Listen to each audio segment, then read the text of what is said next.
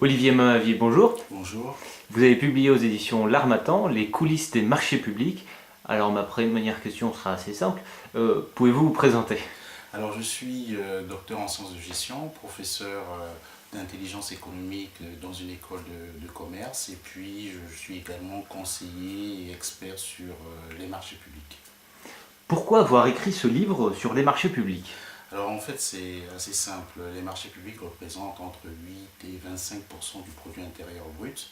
Donc c'est un poids important dans l'économie, mais ce secteur est beaucoup entaché à cause des problèmes de clientélisme et liés au réseau. Et donc il me semblait important de faire une étude scientifique pour voir réellement quel était le poids des réseaux sur l'attribution des marchés publics. Alors quelles sont les principales révélations qu'apporte l'ouvrage? Alors cet ouvrage est d'abord un ouvrage qui se veut scientifique, académique. Le but c'est de montrer qu'il y a une relation entre l'environnement relationnel d'une entreprise et la performance de cette entreprise, c'est-à-dire sa capacité à obtenir des marchés. Et tout l'intérêt de ce travail, ça a été de montrer d'une part que les réseaux permettaient d'obtenir des marchés publics. Alors du coup, comment est-ce que les entreprises peuvent exploiter leur réseau pour gagner plus d'appels d'offres? On ne peut pas répondre à cette question de façon générale.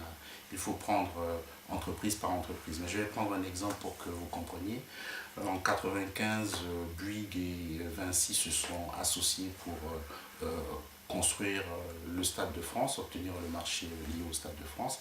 Il est clair que pour une entreprise qui voudrait intervenir dans ce secteur, elle est obligée, pour augmenter ses chances, de pouvoir s'allier avec des acteurs qui sont importants, notamment des acteurs comme Bouygues.